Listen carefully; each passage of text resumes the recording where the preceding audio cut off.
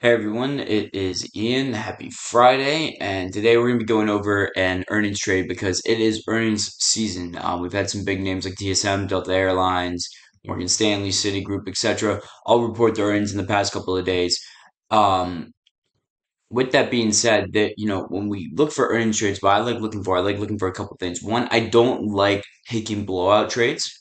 And what I mean by that is I don't like selling vol on an implied move of 25% and the stock either realizes, 15% or 50%, right? There are names like that. A lot of high yielding growth names have been like that over the past couple of quarters. They're okay in the sense of, well, you want to play a little risk off there. Maybe you want to do like a calendar spread, but nevertheless, I don't really like taking those. I really like taking ones that are more consistent, less risk overall from that perspective. And I like names that typically have a consistent premium, if that makes sense. Like there's a consistent premium, you can see it. It is prudent when we use our data and the earnings insights tab that it exists.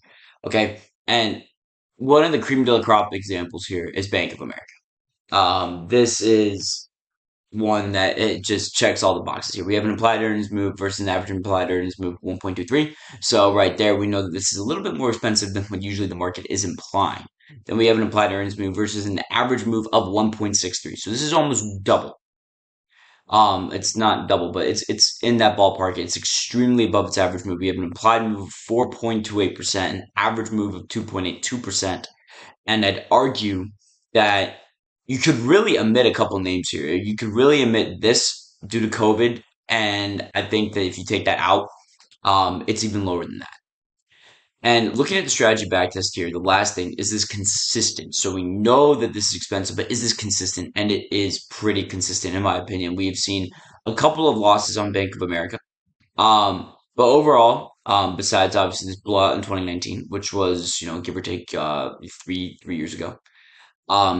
Besides that, it's been pretty much consistent with, small losers and, the winners actually, outweighing, the losers. We have a strong performance here of around 77.5% being on the short side of this thing. Now, we've seen some big, financial names already report, right? We've seen, Citigroup and Wells Fargo and Morgan Stanley, and these are the names that are typically more volatile around earnings.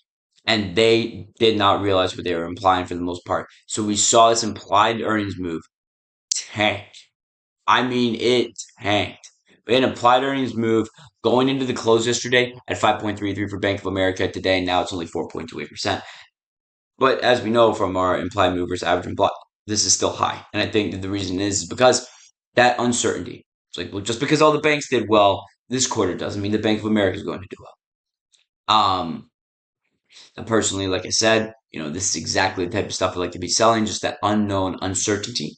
And this is, one of those trades where, you can, be a little more risk on, right? Like, what I mean by that is you're probably not going to be looking to, find ways to mitigate and hedge just because this isn't a name that's going to, go down 20% or go up 20%. It could. I mean, anything could, but it's not in the cards. It's not as, priced in and looked at like Snapchat is, where I mean we have seen blowouts on this thing. I mean we're talking 27%, 58%, realizing almost triple implied. Here it realized more than double implied, right? You don't see that on a name like Bank of America.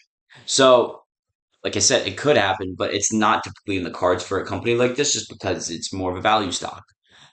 With that being said, a couple more things though. If you are looking for ways to mitigate your cost basis, or maybe you're looking for a cost-effective play, I will say that when we go over here and just look at the term structure real quick, what we can see is that, implied vol versus non-event IV is somewhat optimal. So if you sold, let's say you came in here into Thinkorswim and you went in and you sold, let's say, let's go with the 32 puts here for next week expiry, and then you bought the back. So you bought um, the November 18 options, right?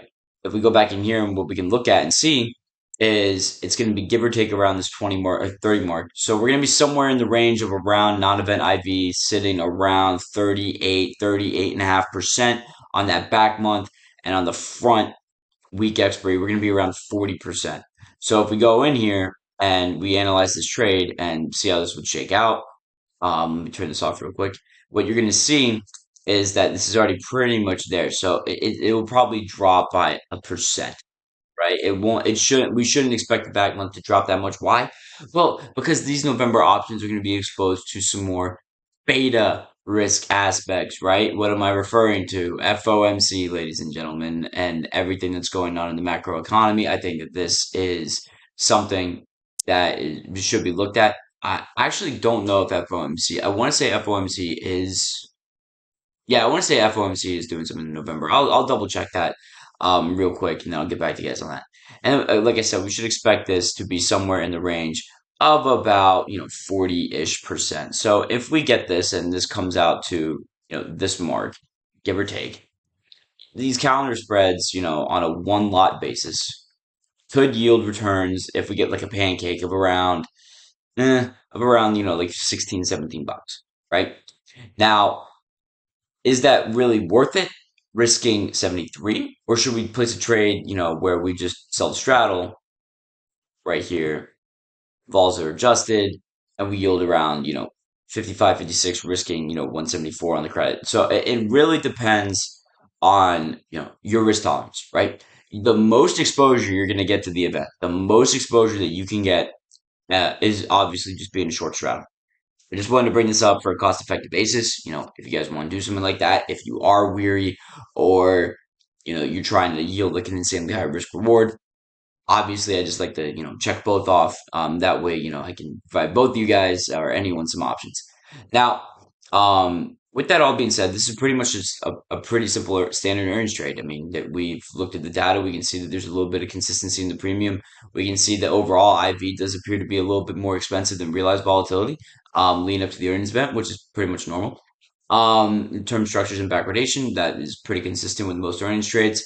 Its industry and sector have a large portion of it has already reported their financials.